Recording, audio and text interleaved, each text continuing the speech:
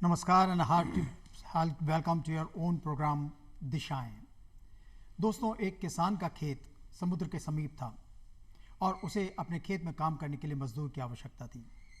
उसने बहुत तेरे ढूंढने की कोशिश करी, लेकिन कोई वहाँ पर काम करने के लिए तैयार नहीं था, क्योंकि समुद्र की जो विषमताएं हैं और समुद्र की जो दिक्कतें हैं वो उनको वहाँ पर काम करने से रोकती थीं।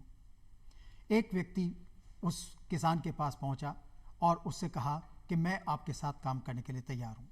वह एक छोटा सा दुबला पतला सा व्यक्ति था। किसान ने उससे पूछा, क्या तुम फार्मिंग जानते हो? उस व्यक्ति ने एक बड़ा अजीब सा जवाब दिया। उसने कहा कि मैं बहुत तेज़ हवाओं में भी सो सकता हूँ। किसान के वो समझ में नहीं आया, लेकिन फिर भी उसको क्योंकि काम करवाने वाले की ज़रूरत थी, अतः उसने उसको रख लिया।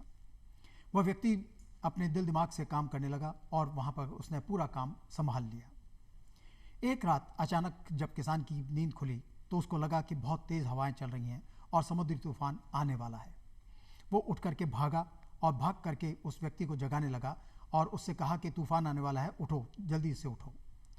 उस व्यक्ति ने बड़े आराम से कहा कि मैंने आपसे पहले भी कहा था कि मैं तेज़ हवाओं में सो सकता हूँ, और ये कहकर वो वापस सो गया। किसान घबराया, वो भागा बाहर, और बाहर भाग करके उसने जा करके जब देखा तो उसने पाया कि सारी जो कटी हुई फसल थी वो गोदाम में बंद थी। गायें जो थीं वो सारी गौशाला में बंधी हुई थीं। मुर्गियां जो थीं वो अपने बाड़े में बंद थीं और कहीं भी किसी भी तरह के नुकसान होने की आशंका नहीं थी। तब उस किसान को समझ में आया कि उस व्यक्ति ने ये क्यों कहा था कि मैं तेज़ हवाओं में भी सो सकता हूँ। दोस्तों, यही हमारे साथ भी है।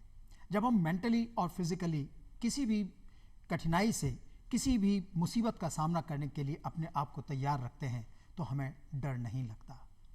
आप खुद सोच करके देखिए, क्या आप तेज़ हवाओं में सो सकते हैं? और इसका आंसर ढूंढने की कोशिश कीजिए। दोस्तों, हम अपने इस प्रोग्राम दिशाएं में आपसे जब बात करते हैं तो किसी एक पर्टिकुलर सब्जेक्ट को लेकर के हम चलते हैं, एक स्ट्रीम को लेकर के हम चलते हैं जिसमें आपके करियर से रिलेटेड जितनी भी बातें हैं वो हम करते हैं। आज भी हम आपके साथ बात करेंगे और हमारे साथ हमारे स्टूडियो में मौजूद हैं प्रोफेसर एस एल शर्मा साहब। सर, आपका स्टूडियो में स्वागत है। प्रोफेसर शर्मा जो हैं वो राजस्थान यूनिवर्सिटी में प्रोफेसर हैं और डीन सोशल साइंस के हैं।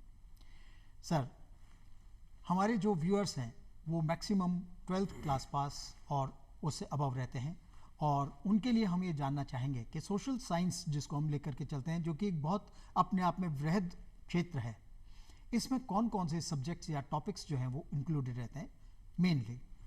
देखिए, जब विद्यार्थी 12th पास करता है तो उसको सबसे बड़ी जो चिंता है अपने करियर की रहती है कि आगे जाके मुझे क्या बनना है, और उसी के अनुरूप वो कुछ विचार करता है। जी। अगर आपका 12th में कोई विज्ञान संकाय के हैं स्ट्रीम, अगर साइंस है या आर्ट्स है या कॉमर्स है, विशेषकर हमारे 3 स्ट्रीम चलती है इस देश में, और अगर आपकी परफॉर्मेंस उसके अनुकूल नहीं है, जितना आप मेहनत करते हैं उसके अनुकूल अगर आपका प्राप्तांक नहीं है, एग्रीगेट नहीं है, तो कई बार विद्यार्थी सोचता है कि मुझे स्ट्रीम चेंज करनी चाहिए।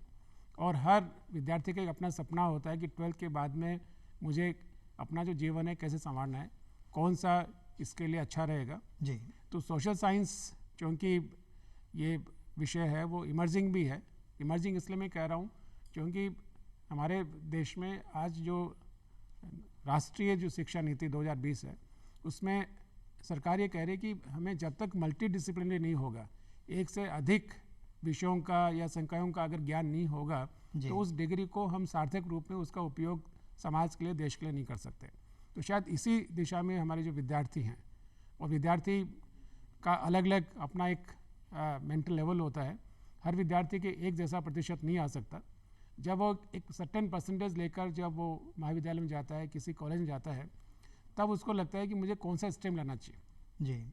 जहाँ तक मेरा अपना समझ है समाज विज्ञान के संदर्भ में, तो समाज विज्ञान में मुख्य रूप से 2 स्ट्रीम की हम बात करते हैं। एक तो जब बीए कोई भी करता है स्नातक स्तर पर, तो एक तो पास कोर्स की बात करते हैं, एक ऑनर्स कोर्स की बात होती है। जी। जब पास कोर्स की बात करते हैं तो उसमें आपको एक से अधिक विषय पढ़ने पड़ते हैं, और विषय के रूप में चाहे आप समाजशास्त्री के रूप में पढ़ें, चाहे अर्थशास्त्र के रूप में पढ़ें, चाहे राजनीतिक विज्ञान के रूप में पढ़ें, चाहे आप इतिहास के रूप में पढ़ें, और एंथ्रोपोलॉजी के रूप में आप उसको पढ़ें, मानवशास्त्र के रूप में पढ़ें।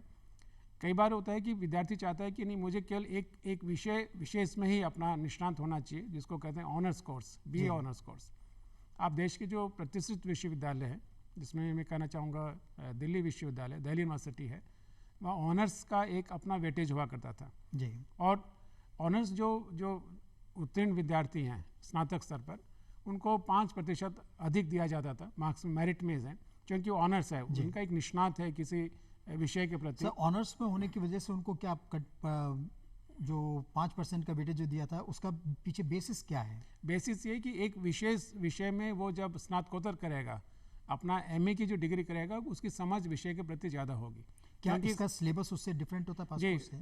स्नातक स्तर पे उनका पूरा जो सिलेबस है प्रथम, द्वितीय, तृतीय वर्ष में, और जहाँ सेमेस्टर प्रणाली है, देश में बहुत सारे ऐसे विश्वविद्यालय हैं जहाँ पर स्नातक स्तर पर सेमेस्टर है, तो वहाँ पे सारा जो हर सेमेस्टर में उस विषय से संबंधित ही पेपर पढ़ाए जाते हैं। सब्सिडियरी का एक रिक्वायरमेंट होता है उत्तीर्ण के आधार पर, लेकिन जो पूरे पेपर हैं वो उस विषय से संबंधित होते हैं, जो अधिकांश विश्वविद्यालयों में स्नातकोत्तर स्तर पर होता है। MA स्तर पर हम लोग पढ़ाते हैं, तो उसका एक निष्णात जब हो जाता है तो MA में उसको दिक्कत नहीं आती है और विषय में और अपना एक अच्छा काम कर सकता है।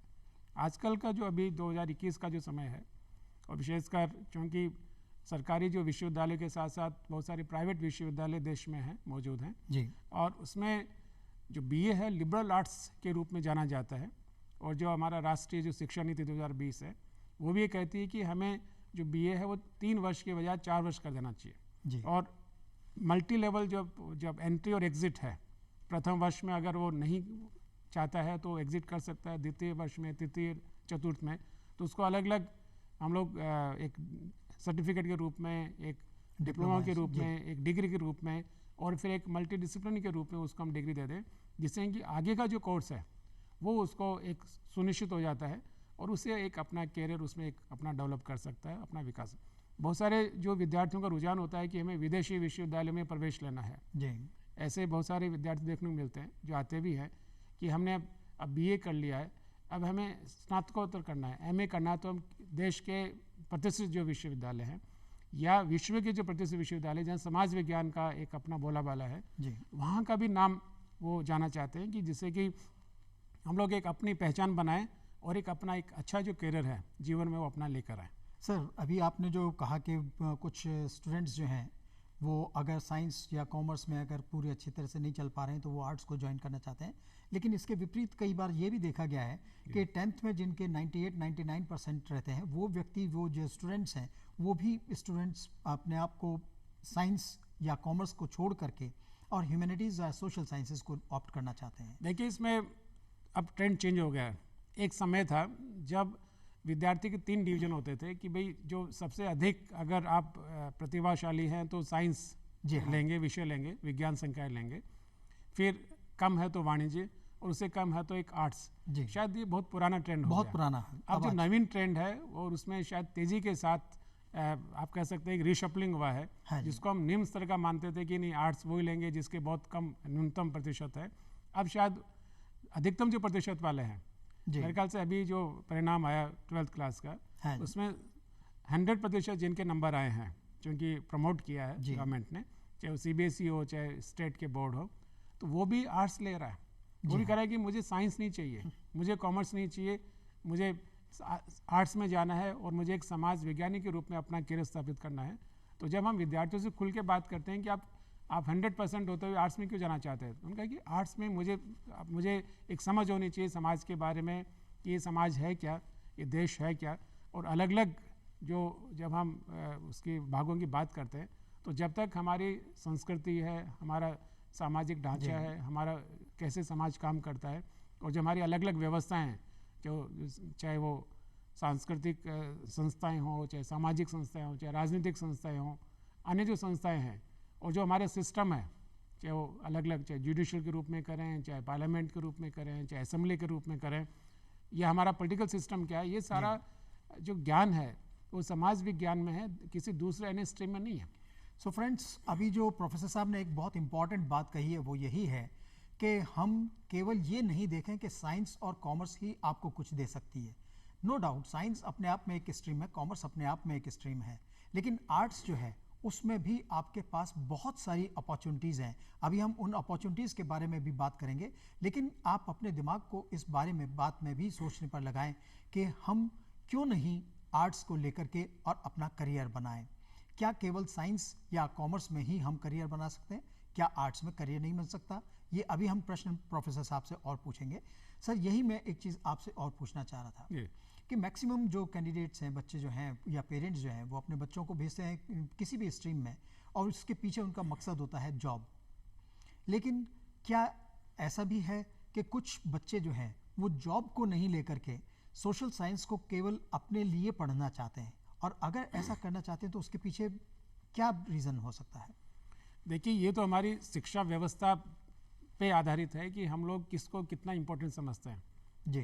जब हम अच्छी तरह शिक्षित होंगे, अच्छी तरह से हमें ज्ञान होगा किसी विषय का, किसी स्ट्रीम का, तो नेचुरली जॉब मिलना कोई बहुत बड़ी बात नहीं है। जी। लेकिन हमारी जो एक धारणा बन गई है, एक हम कह सकते हैं एक सोच बन गया है कि हमें जॉब तो चाहिए तो केवल सरकारी जॉब चाहिए। हमें जो गैर सरकारी है, प्राइवेट है, सेल्फ एम्प्लॉयड है, खुद का अपना बढ़ाना है, वो तब होगा जब आपका एक जो ज्ञान है उस स्ट्रीम विशेष में, चाहे वो समाज विज्ञान के रूप में हो, चाहे आपके कॉमर्स के रूप में हो, चाहे साइंस के रूप में हो, विद्यार्थी तय करता है कि जब तक मुझे उसका संपूर्ण ज्ञान नहीं होगा उस विषय का, तब तक मुझे जो जॉब है मेरे सुटेबल नहीं मिलेगा। इस मौके में ये कहना चाहता हूँ कि कई बार हमें बड़ा एक आश्चर्य भी होता है कि जो विद्यार्थी एमए किया हुआ है, स्नातकोत्तर किसी विषय में है और पीएचडी भी वो परस्यू कर रहा है, पीएचडी कंप्लीट भी कर चुका है, और जब उनसे पूछते हैं कि आप क्या बनना चाहते हो, तो शायद विद्यार्थी वो निश्चित नहीं कर पाता। वो उसका एक माइंडसेट है, वो विचलित रहता है कि साहब जो भी जॉब मिल जाए लेकिन वो सरकारी होना चाहिए। स्तर कैसा होना चाहिए, क्या उसका लेवल होना चाहिए उस जॉब का, शायद वो भी तय नहीं कर पाता पीएचडी करते हुए या करने के पश्चात भी कि साहब जॉब मिलना चाहिए। तो ये जो एक दिशाहीन जो व्यवस्था है जी, या एक विद्यार्थी का जो माइंडसेट है वो स्टेबल नहीं हो पाता कि क्योंकि वो जॉब के पीछे रहता है। सर, आपने ये बहुत अच्छी बात कही है और यही कार्य हम अपने इस कार्यक्रम में लेकर के चलते हैं कि हमारे जो कैंडिडेट्स हैं, हमारे जो स्टूडेंट्स हैं, वो इस बात को समझें कि आपको न केवल जॉब के लिए पढ़ना है बल्कि अपनी नॉलेज के लिए भी पढ़ना है। और जब आपके पास नॉलेज होगी तो जॉब आपके पास स्वतः चल करके आ सकती है। अपने आप को इस तरह का बनाएं जिससे कि आप जॉब गिवर्स बने, जॉब सीकर्स नहीं बने। और इसीलिए प्रोफेसर साहब, हम यहीं पे आपसे भी जानना चाहेंगे कि जो आपने भी बताया कि इसमें पॉलिटिकल साइंस, पब्लिक एडमिनिस्ट्रेशन और सोशियोलॉजी और एमएसडब्ल्यू और इससे के जो कोर्सेज हैं, इनको शॉर्ट में भी हम लेना चाहेंगे कि इसमें क्या क्या पढ़ाया जाता है। जैसे सोशियोलॉजी को अगर हम स्टार्ट करें तो उसमें क्या पढ़ाया जाता है? देखिए, सोशियोलॉजी भी एक अपने आप में वृहत समाज विज्ञान है, और अगर आप बीए करना चाह रहे हैं समाजशास्त्र, चाहे वो आप पास कोर्स के रूप में एक विषय चुने या ऑनर्स में चुने, कि ऑनर्स में तो फिर आपको अलग अलग पेपर पढ़ाया जाता है, हर सेमेस्टर में 4 पेपर, 6 पेपर, और पास कोर्स में 2 पेपर होता है। हमें जानना चाहते हैं कि जो विद्यार्थी जो प्रथम वर्ष में प्रवेश करता है वो किसी भी स्ट्रीम का हो सकता है, चाहे वो आर्ट्स का हो, चाहे वो कॉमर्स का हो, चाहे साइंस का हो, लेकिन वो समाजशास्त्र पढ़ने का इच्छुक है। इसलिए उसको बेसिक जो चीज़ें हैं, फंडामेंटल जो चीज़ें हैं, कंसेप्चुअल चीज़ें हैं कि समाज क्या होता है, समिति क्या होती है, आपका जो सामाजिक संस्थाएं क्या होती है, और इंटरेक्शन क्या होता है, दूसरे जो हमारे जो अलग अलग जो अवधारणाएं हैं, चाहे वो सामाजिक सर्कन क्या हो, हमारे समाज को समझने का तरीका क्या हो, उसको आधार पर जनरली कहता है कि समाजशास्त्र बहुत ही एक सरल विषय के रूप में है, लेकिन ये एक ऊपरी समझ है। जब आप जैसे ही आप विषय को समझेंगे तो एक कॉम्प्लिकेटेड एक विषय होता जाता है। और कई बार तो हम कहते हैं कि समाज विज्ञान ही समाजशास्त्र, ये विज्ञान है।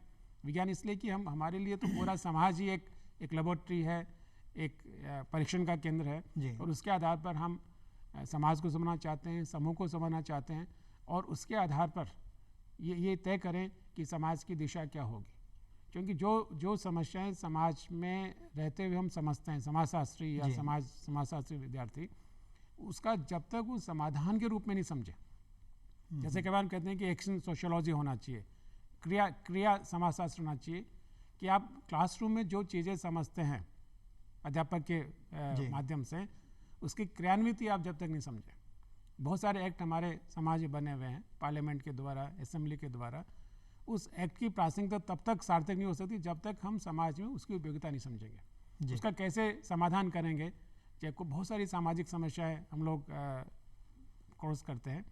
आज भी बहुत सारी समस्याएं हैं, विशेषकर अपराध से संबंधित है। तो उस अपराध को हम कैसे रोकें, जी कैसे मिनिमाइज करें? सरकार अपना काम करे, कानून अपना काम करे, लेकिन समाज के जो लोग हैं, जो नागरिक हैं, वो कैसे करें, इसके बारे में समाजशास्त्र एक दिशा प्रदान करती है कि उसकी समझ कैसी हो और कैसे हम समाज में जो अपराध करने की जो घटनाएं हैं, जो दर हैं, उसको हम अवेयरनेस के आधार पर, उसके सोशल वर्क के आधार पर, एक परिवार में अच्छे संस्कार स्थापित करके हम उस अपराध के दर को कैसे कम कर सकते हैं। शायद ये समाजशास्त्र पढ़ने पे उसका अच्छा ज्ञान हो जाता है। सर मैं थोड़ा सा अलग हट करके आपसे एक चीज़ पूछना चाहूँगा। दुर्खिम ने जो सॉलिडारिटी का जो सिद्धांत दिया है, उसको क्या हम लेकर के हमारे जो स्टूडेंट्स हैं वो उसको लेकर के हमारे समाज के लिए कुछ कर सकते हैं? जी, दुर्खिम चूँकि एक फ्रेंच समाजशास्त्री रहे हैं जी, उनका ये सोचता है कि समाज जब एक छोटा आकार में होता है तब तो सॉलिडिटी बहुत ज़्यादा होती है, जिसको कहते हैं मैकेनिकल। हाँ जी, और जैसे ही समाज का आकार बड़ा होता है, चाहे वो ज्योग्राफिकल रूप में हो, चाहे वो जनसंख्यात्मक दृष्टि से हो, जैसे जैसे समाज ठीक वैसे ही जैसे परिवार एक सामूहिक रूप से होता है, संयुक्त के रूप में होता है, फिर धीरे धीरे टुकड़ों में बढ़ जाता है। जी, तो समाज जब छोटा होता है तो वो एक यांत्रिक के रूप में काम करता है कि सब एक मिल के काम करते हैं। ठीक वैसे जैसे साधारणतः हम लोग घड़ी का उदाहरण देते हैं, रिस्ट वॉच का, जी, कि कैसे एक दूसरे से मिलकर वो क्रियाएं करते हैं, एक समय का ज्ञान हमें देते हैं। तो वो एक सामूहिक चेतना उसमें व्यक्ति में होती है, समाज में होती है, अगर समाज का आकार छोटा है। जी, और जैसे समाज का आकार बढ़ता है, जनसंख्या बढ़ती है, उसका ज्योग्राफिकल रेशो बढ़ता है, वैसे वैसे उसमें बहुत सारी जो स्तरीकरण डेवलप हो जाता है, विकसित हो जाता है, और व्यक्ति सोचता है कि मैं ही सब कुछ हूँ, मैं किसी दूसरे पे आश्रित नहीं हूँ। जी, तो ये भाव आते ही समाज में दृढ़ता का जो भाव है वो धीरे धीरे समाप्त हो जाता है। और जैसा आज हम लोग देखते हैं कि हर व्यक्ति स्वयं के बारे में सोचने में ज़्यादा प्रेरित होता है, जबकि दूसरों के बारे में वो कम सोचता है। जी, तो ये जो भाव है, दुर्खिम ने सही कहा कि हमें हमारे साथ साथ अन्य जो हमारे नागरिक हैं, हमारे दूसरों के बारे में हमें सोचना चाहिए, ये इसका समझना एप्लीकेशन चाहिए। पार्ट हो गया। जी जी सर, पब्लिक एडमिनिस्ट्रेशन और सोशियोलॉजी जो है वो एक दूसरे के साथ देखे जाते हैं। पब्लिक एडमिनिस्ट्रेशन में फिर सोशियोलॉजी से डिफरेंट कैसे हो जाता है?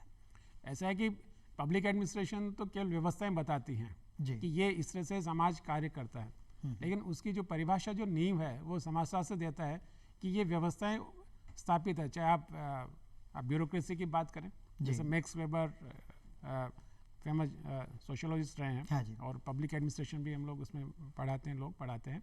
लेकिन लोक प्रशासन तो केवल लोक जो से संबंधित जो समस्याएं, जो प्रशासन जी, संबंधित है, उनके बारे में हमें बताते हैं। चाहे पार्लियामेंट कैसे फंक्शन करता है, असेंबली कैसे फंक्शन करता है, दूसरा इंडियन कॉन्स्टिट्यूशन कैसे फंक्शन करता है। लेकिन यहाँ पे नागरिक को जागृति का जो काम है, जो अवेयरनेस कैसे होना चाहिए, कैसे वो संवेदनशील व्यक्ति होना चाहिए, उसका काम समाजशास्त्र भी करते हैं।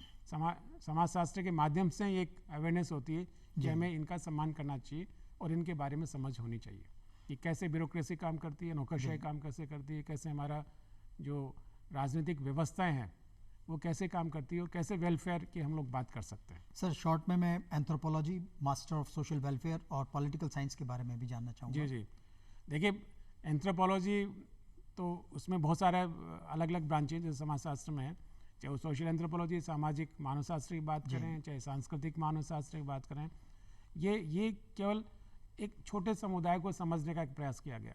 जी, और जैसे अभी आपने दुर्खिम की बात की हाँ जी, कि मैकेनिकल से ऑर्गेनिक सॉलिडिटी कैसे समाज में आती है, तो जब विषय का प्रसार होने लगा तो ये समझ में कि जब तक हम समाज को गहराई में जाकर नहीं समझेंगे, अगर छोटा समाज है जी, तो उसकी संपूर्ण व्यवस्था को हम समझें, और जैसे ही बड़ा समाज होता है तो फिर उनको टुकड़ों में समझने का प्रयास करें।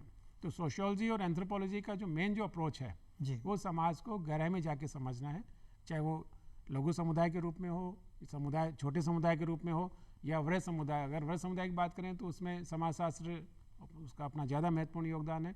और अगर आप पार्टिसिपेटरी ऑब्जर्वेशन रूप में करें, आप इंटेंसिव एम्पिरिकल स्टडी के रूप में करें, जनरली जब हमारे विद्यार्थी जब रिसर्च वर्क करते हैं, विशेषकर जब PhD करते हैं, तब वो वहाँ जाकर गहनता के साथ जब तक वो अध्ययन नहीं करेंगे, जब तक उसको समझ नहीं होगी उन समस्याओं को समझने की, समाधान करने की, तब तक वो एक दूसरे से जुड़ा उनका हो नहीं पाएगा। सर साइंस के स्टूडेंट्स जो हैं वो एंथ्रोपोलॉजी को थ्योरी ऑफ एवोल्यूशन से जोड़ते हैं और उसमें ये मान करके चलते हैं वो कि अगर हम एंथ्रोपोलॉजी पढ़ेंगे तो हमारे को कोई दिक्कत नहीं आएगी।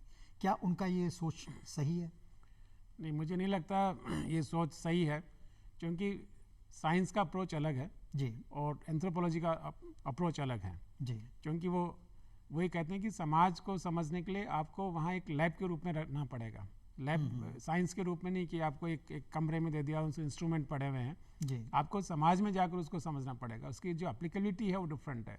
लेकिन जो सिविल सर्विसेज की जहाँ तक अगर हम लोग उसके संदर्भ में बात करें एक विषय के रूप में, तो एक तो ट्रेडिशनल सोच ये था कि सिलेबस जो कंटेंट है जहाँ थोड़ा कम होता है वहाँ विद्यार्थी सोचता है कि इसको मैं समझ सकता हूँ, क्योंकि उसका जो डिसिप्लिन डिफरेंट होता है। साइंस वाला विद्यार्थी सोचता है कि एक और ऑप्शन हमें लेना है, हाँ जी तो क्यों ना एंथ्रोपोलॉजी लिया जाए, क्यों ना सोशियोलॉजी लिया जाए, क्यों ना एक फिलॉसफी लिया जाए।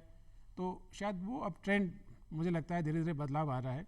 जी जब तक विषय की समझ नहीं होगी, चाहे कोर्स कंटेंट भले ही छोटा हो, लेकिन आपको गहराई में जाकर उसको समझना होगा, तभी शायद आप उस विषय के साथ आपका लगाव हो सकता है। और MSW master of social welfare? Master of social welfare चूँकि एक भारत में काफ़ी तेज़ी के साथ बढ़ रहा है, बहुत सारे विश्वविद्यालय इनको पढ़ा रहे हैं, और उनका यही सोच है कि कैसे हम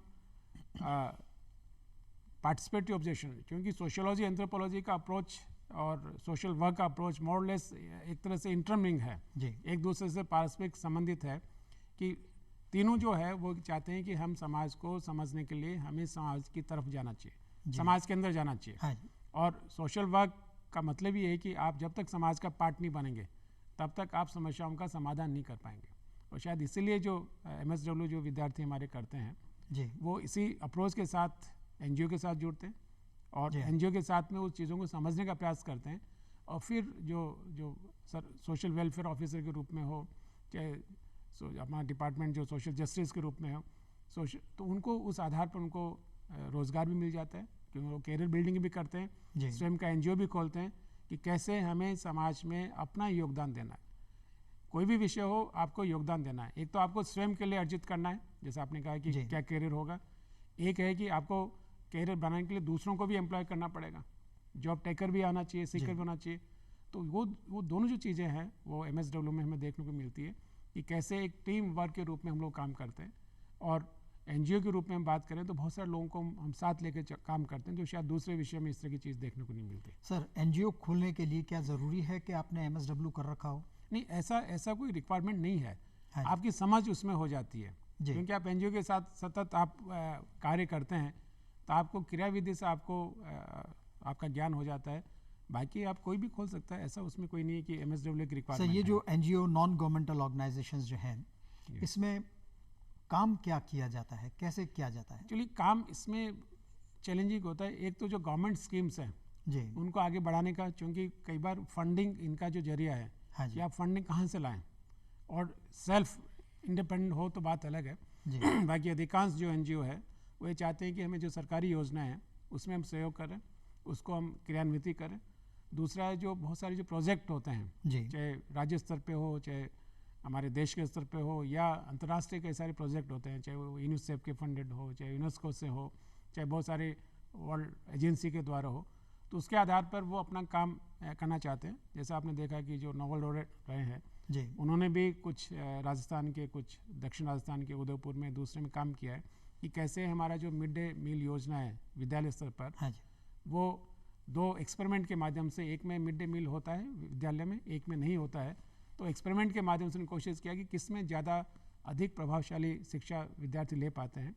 वैसे ही एक अभावग्रस्त विद्यालय, एक बिल्कुल विकसित विद्यालय, जी तो इस तरह की जो तुलना है वो प्रोजेक्ट के माध्यम से कर सकते हैं और वहाँ रह के माध्यम से कर सकते हैं, जिससे कि हम एक क्वालिटेटिव एस्पेक्ट जो है वो हमें देखने को मिल सकते हैं इस NGO के माध्यम से।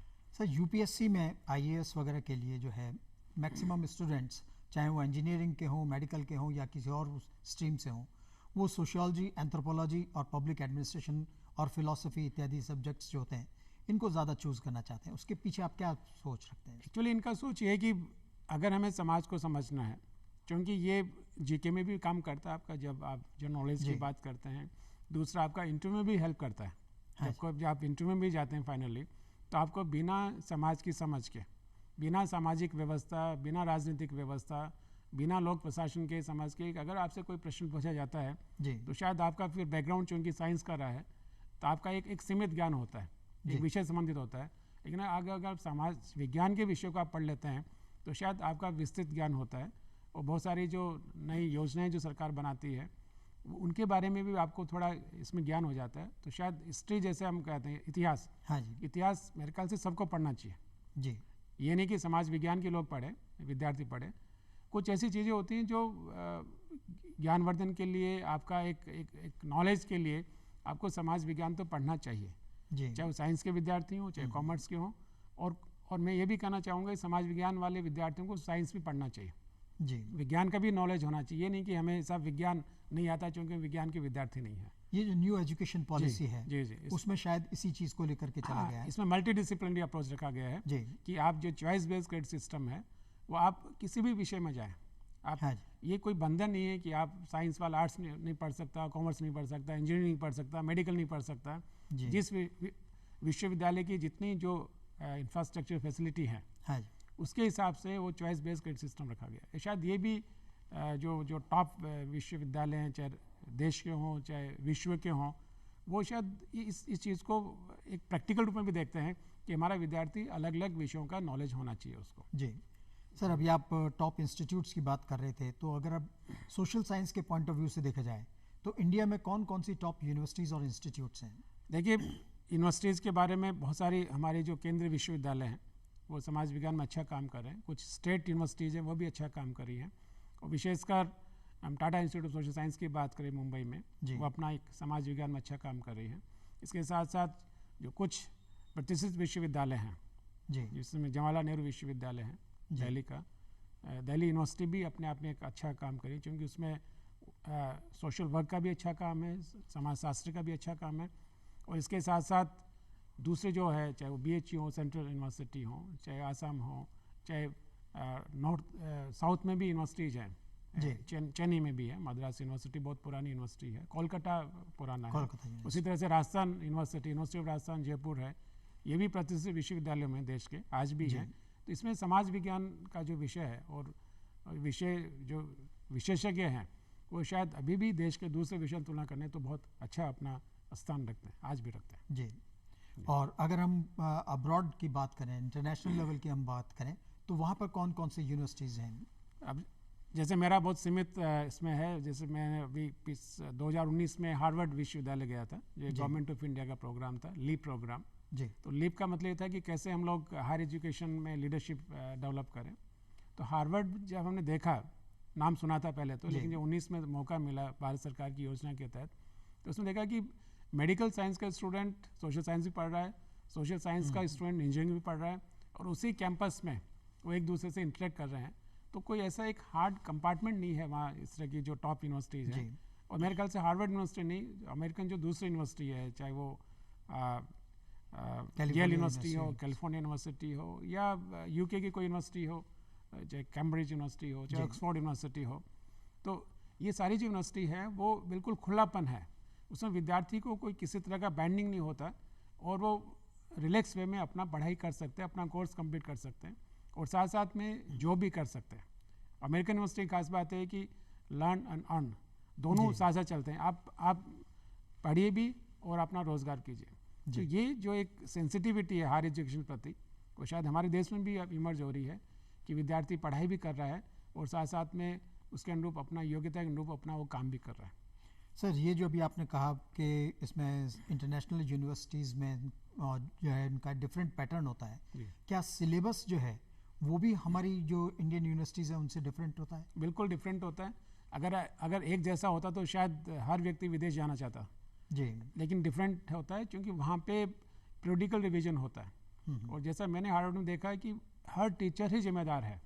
जी। कोर्स वो चूँकि हमारे यहाँ तो बहुत सारी बॉडीज़ होती है, चाहे बोर्ड ऑफ स्टडीज हो, चाहे एकेडमिक काउंसिल हो, चाहे दूसरी अन्य बॉडी हो, वहाँ पे टीचर महत्वपूर्ण होता है। जो शिक्षक जिस पेपर को पढ़ा रहा होता है वो उसमें रिवीजन वो अपने स्तर पे करता है, कौन सी नई किताबें, कौन सा नया रिसर्च हुआ वो उसको इनकॉर्पोरेट करता है और वो स्वतः ही उसमें लागू हो जाता है। और शायद ये कुछ हमारे यहाँ भी जो प्रतिष्ठित विश्वविद्यालय हैं, जैसे जवाहरलाल नेहरू विश्वविद्यालय नई दिल्ली का मैं उदाहरण देना चाहता हूँ जी।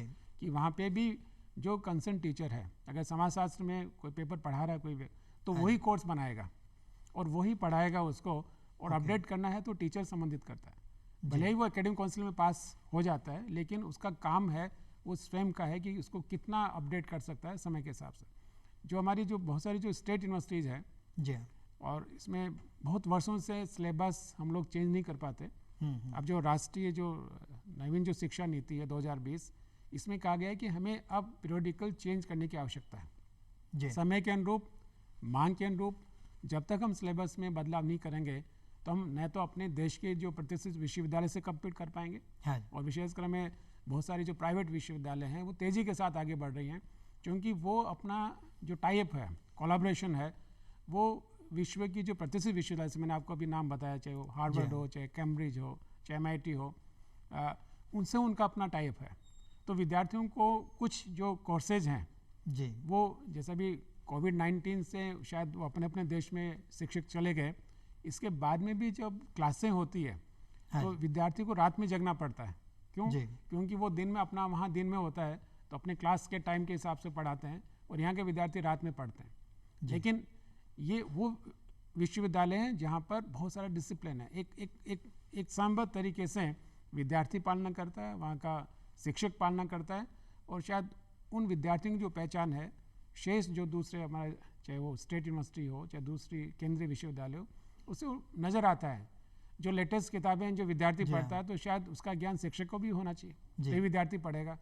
प्रैक्टिकल कैसे करते हैं, कैसे अपना एक्सप्रेशन करते हैं, कैसे ट्यूटोरियल्स हैं, सेमिनार्स, प्रेजेंटेशन होता है, ये संपूर्ण रूप से उस विद्यार्थी का जो विकास है वो एक अप्रोच बदली है। निश्चित रूप से वो इसलिए बदली है कि हमें कम्पीट करना है। विद्यार्थी चाहता है कि मुझे ग्रेजुएट करके हमें पोस्ट ग्रेजुएशन हमें दूसरी विश्वविद्यालय से करना है, विदेशी विश्वविद्यालय से करना है, चाहे मुझे लंदन जाना हो या मुझे दूसरी जगह जाना हो, तो तब जाएगा जब वो कोर्स यहाँ कंप्लीट कर लेगा, उसका रिक्वायरमेंट पूरी कर लेगा।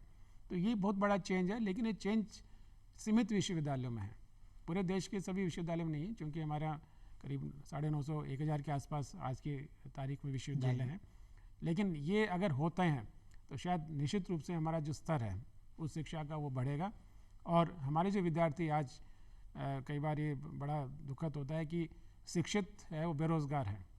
हालांकि कोई रिलेशन नहीं है, अगर शिक्षित है तो बेरोज़गार नहीं होना चाहिए जी, लेकिन ये जो एक कोऑर्डिनेशन बन गया है कि शिक्षित भी हैं और बेरोज़गार भी हैं, तो या तो कहीं शिक्षा हमारी डिफेक्टिव है या रोज़गार की अपॉर्चुनिटी हमें नहीं मिलती, तो उससे एक नई समस्या है हमारे युवाओं के साथ आज हमें देखने को मिल रही है। और इसीलिए आप देखते होंगे कि जो परीक्षाएं, चाहे वो राज्य स्तर पर आयोजित की हों चाहे केंद्र के स्तर पे, लाखों की संख्या में विद्यार्थी उसमें भाग लेते हैं। और अभी राजस्थान में हम लोग स्वयं देखा है कि रीट का जो एग्ज़ाम हुआ, अभी आपने दूसरे जो एग्ज़ाम दिए स्टेट जो एडमिनिस्ट्रेटिव सर्विस का, तो उसमें लाखों विद्यार्थी उसमें पार्टिसिपेट करते हैं, उसमें अपना भाग लेते हैं। तो शायद ये भी कारण है कि रोज़गार की जो संभावनाएं हैं वो उतनी नहीं है जितनी डिग्री हम देते हैं उसके अनुरूप। सर, रोजगार की संभावना का सोशल साइंस में हम अभी बात करेंगे, लेकिन उससे पहले हम एक बात और करना चाहते हैं। इसमें पेंडेमिक का आपने जिक्र किया, इस पेंडेमिक एरा में ऑनलाइन और ऑफलाइन दोनों कोर्सेज रहे और ऑनलाइन कोर्सेज की ज़्यादा इसमें महत्ता रही। आपके हिसाब से अब क्या ऑनलाइन कोर्सेज को बिल्कुल नकार करके फिर केवल वापस ऑफलाइन पे ही आना चाहिए, या दोनों का एक मिक्सचर होना चाहिए? आप क्या सोचते हैं? ऐसा है कि ये जो कोविड-19 का फेज जो हमने फेस किया पूरे देश ने, पूरे विश्व में ने, ये शायद पहले कभी ऐसा सोचा नहीं गया था जी, और तकनीक तो थी, लेकिन ऑनलाइन जो मोड है वो शायद बहुत कम विश्वविद्यालय में था। विशेषकर हम अपने विश्वविद्यालय बात करें तो हम लोग भी उसके इतने ज़्यादा हैबिचुअल नहीं थे कि ऑनलाइन में ही हो, क्योंकि हमारा जो विद्यार्थी जिस मोड में वो स्कूलिंग करता है, जिस मोड में वो कॉलेज करता है, तो विश्वविद्यालय भी उसी मोड पर उसको ज्ञान देते हैं। यहाँ से सोशल साइंस के पर्सपेक्टिव में जी, सोशल साइंस में ये कि ऑनलाइन को बहुत ज़्यादा विद्यार्थियों ने मेरे ख्याल से बहुत पसंद नहीं किया है। इसलिए नहीं किया है कि विद्यार्थी का अपनी एक सीमित दायरा होता है, और विशेषकर उसको एक माइंड सेट है, वो हमेशा से क्लासरूम का रहा है, क्लासरूम में उसको समझ ज़्यादा अच्छी लगती है, इंटरेक्शन होता है। और यहाँ पे एक तरह से मोनोलिथिक हो गया, एक आप बस स्वयं बैठे हुए हैं सिस्टम के साथ, लैपटॉप के साथ या मोबाइल के साथ जी, और उसमें उसका जो थोड़ा जो माइंड सेट है वो परिवर्तित होता है। वो इंटरेक्ट नहीं कर पाता, जी। वो आर्ग्यूमेंट नहीं कर पाता, वो केवल एक श्रोता के रूप में रहता है। तो शायद चूंकि परिस्थितियाँ ऐसी थी कि जिससे हमें ये करना पड़ा। आने वाले समय में अगर हम लोग कोविड से मुक्ति पा लेते हैं तो शायद ऑफलाइन जो मोड है, हमारी जो वर्तमान जो सिचुएशन है जी। विश्वविद्यालयों की, महाविद्यालयों की, उसमें ऑफलाइन ज़्यादा उपयुक्त है। और जहाँ पे सीमित संख्या में विद्यार्थी हैं हाँ जी। जिस विश्वविद्यालय में, वहाँ शायद ऑनलाइन में कोई परहेज नहीं है, क्योंकि वहाँ के विद्यार्थी का एक कल्चर डेवलप हो जाता है कि ऑनलाइन भी हम वैसे पसंद करें जैसे ऑफलाइन। जी। इन समाज विज्ञान का जहाँ तक प्रश्न है, उसमें जब तक डिबेट नहीं होगी, जब तक प्रेजेंटेशन नहीं होगा, विद्यार्थी एक दूसरे से प्रश्न नहीं पूछेंगे, और वो भी आमने सामने जब तक नहीं होंगे। जी। वर्चुअल मोड को शायद अगर हम विद्यार्थी से एक सर्वे करवाया जाए तो शायद उसको इतना पसंद नहीं करे जितना कि ऑफलाइन मोड को पसंद कर रहे हैं। सर, इसमें हम अपॉर्चुनिटीज़ और जॉब्स की अगर बात करें सोशल साइंस के सब्जेक्ट्स में लेकर के, तो उसके बारे में आप क्या कहेंगे? देखिए, अपॉर्चुनिटी तो बहुत है, अपार संभावना है, लेकिन संभावना आपको स्वयं के अंदर तलाशनी पड़ेगी। जी। हम लोग क्या होता है, बाहर तलाशते हैं, विद्यार्थी अपने अंदर नहीं तलाशता है। जी। आप उस जॉब के लिए कैपेबल है कि नहीं, हाँ जी। आप you have to test your own knowledge. जी। बहुत सारे विद्यार्थी हैं जो ग्रेजुएट करने के बाद में, चाहे वो साइंस स्ट्रीम का हो, चाहे सोशल साइंस का हो, चाहे कॉमर्स का हो। एक उदाहरण देना चाहता हूँ, आजकल जैसे बीटेक है, हाँ जी। समाज विज्ञान से थोड़ा हटके, तो बीटेक में एक तरफ कहा जाता है कि साहब बहुत ज़्यादा अनएम्प्लॉयमेंट है, कि रोज़गार नहीं मिलता विद्यार्थियों को। आप जी। भले ही बीटेक करें, बीटेक महाविद्यालय भी धीरे धीरे बंद हो रहे हैं, बीटेक कॉलेजेस। दूसरी तरफ ऐसे बीटेक हैं कंट्री में, अपने देश में, जहाँ बच्चों को 2-3 साल जॉब करने के बाद बहुत अच्छा पैकेज मिलता है। जी। और विशेषकर हमें प्रसन्नता होती है कि बीटेक करते ही 2 साल 3 साल में आपको per month 2 lakh, 3 lakh, 4 lakh, 5 lakh per month आपको जो पैकेज मिलता है, तो ऐसा लगता है कि आपकी जो नॉलेज का है वो कहीं ना कहीं वैल्यू है। जी। अपने देश में नहीं, दूसरे देश में भी उसके वैल्यू है, क्योंकि आप कोलैबोरेट करते हैं, आप बहुत सारी कंपनियों के संपर्क में आते हैं। तो एक विद्यार्थी जो मुश्किल से 25 वर्ष का है, बीटेक किया, और बीटेक करते उसको एक अच्छा जॉब मिल गया, अच्छी कंपनी में प्लेसमेंट हो गया, और आज जो महीने की 2 लाख 3 लाख रुपए आप अपना मेहनत से अर्जित कर रहा है, लेकिन वो दिन भर उस जॉब में लगा रहता है, दिन भर वो अपना काम करता है। तो शायद ये समाज विज्ञान में इसलिए संभव नहीं हो पाता क्योंकि उसको संभावनाएं स्वयं को नजर नहीं आती। जी। और जैसा मैंने आपको पूर्व में कहा कि एक हमारा जो एक लगाव है सरकारी नौकरी के प्रति, हाँ। इस लगाव में कमी नहीं हो रही, इसमें बढ़ोतरी हो रही है। बढ़ोतरी होने का कारण बहुत सारे हो सकता है। इसके लिए मेरे ख्याल से जो न्यूज़पेपर भी जब न्यूज़ हम लोग पढ़ते हैं कि यहाँ की जॉब सिक्योरिटी है और साहब इसमें इतने पद खाली हैं, तो जो पदों की संख्या जब देखते हैं तो उनको लगता है कि पद में हो सकता है कि मेरा नंबर आ जाए जी। लेकिन जब आवेदन करते हैं, जब उसका परीक्षा होती है, तब लगता है कि ये तो 100 पद हैं और इसमें तो 10 लाख विद्यार्थी आ गए, 10 लाख परीक्षार्थी हैं।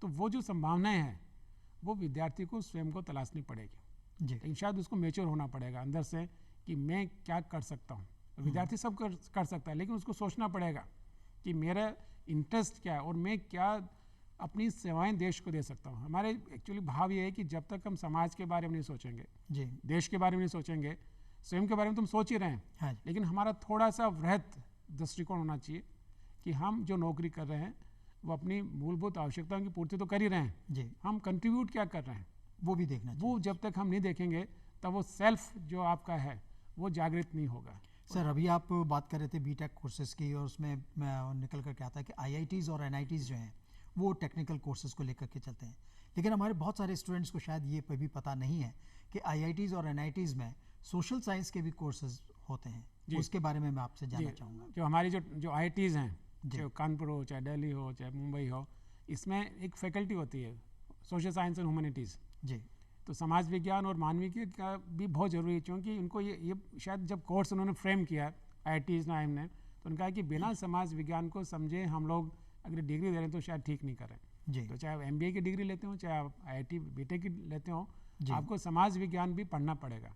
क्योंकि वो डिजाइन ऐसा किया गया है जिससे कि आपका एक ज्ञान वर्धन हो और आपको ये नहीं लगे समाज में जाने के बाद में कि भाई हमारी कोई समझ नहीं है जी। तो शायद ये बहुत अच्छा फीचर है कि समाज विज्ञान या मानविकी है faculty of social science humanities, वो करीब करीब हर आईआईटीज़ में आईएम में है, और शायद ये विदेशों में भी ऐसा है। तो शायद वो पैटर्न हम लोगों ने कहीं ना कहीं उसका देखने की कोशिश की है कि जब तक समाज विज्ञान का ज्ञान विद्यार्थी को नहीं होगा तो शायद वो डिग्री और ज़्यादा सार्थक उसकी हो सकती है। सर, समय की हमारे पास सीमित है समय, और उसी में मैं आपसे एक चीज़ और पूछना चाहता हूँ कि इसमें जो मैक्सिमम जॉब्स जो होती हैं वो टीचिंग लाइन की निकल करके आती हैं सोशियोलॉजी में, और इससे जो सोशल साइंसेज के कोर्सेज हैं, तो उसमें चाहे स्कूल एजुकेशन हो या कॉलेज एजुकेशन, तो हायर एजुकेशन के लिए आप क्या कहना चाहेंगे कि कैसे अपने आप को तैयार किया जा सकता है?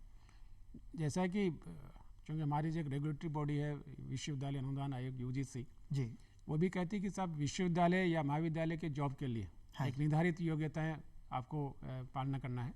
जी विशेष का जो हमारा जो नेट एग्जामिनेशन होता है UGC का, ये एलिजिबिलिटी क्राइटेरिया है या PhD है, तो उसे क्योंकि जॉब तो तब मिलता है जब उसकी जो सैंक्शन पोस्ट है, जैसे हम जी। विश्वविद्यालयों की बात करें, राजस्थान के ही विश्वविद्यालयों की बात करें, तो बहुत सारे विश्वविद्यालय जहाँ पे डिपार्टमेंट नहीं है या जहाँ पे पद ही नहीं है, तो वहाँ पे विद्यार्थी आशा छोड़ देता है कि इसका पढ़ने का कोई अर्थ नहीं है क्योंकि इसका कोई जॉब नहीं है। जी लेकिन जब हम कॉलेजेस की बात करें तो कॉलेज में बहुत सारी अपार संभावनाएं, हर विषय का पद सैंक्शन है और वो पद खाली होता है तो उनको लगता है कि अब इस बार पोस्ट निकलेगी, हो सकता है हमारा हो जाए। जी तो उस शिक्षा में विश्वविद्यालय तो हैं, लेकिन प्राइवेट भी बहुत सारे विश्वविद्यालय जिसमें विद्यार्थी जा सकता है। सर, लेकिन समय उसको की समयबद्धता के कारण मैं आपको बीच में ही रोकना चाहूँगा क्योंकि हमारे जो समय जो है वो खत्म हो रहा है। सो फ्रेंड्स, आप लोगों ने सुना आज के सोशल साइंसेज में कैसे आप अपना करियर बना सकते हैं और इसमें वृहद अपार संभावनाएं हैं जिसमें कि आप जा सकते हैं।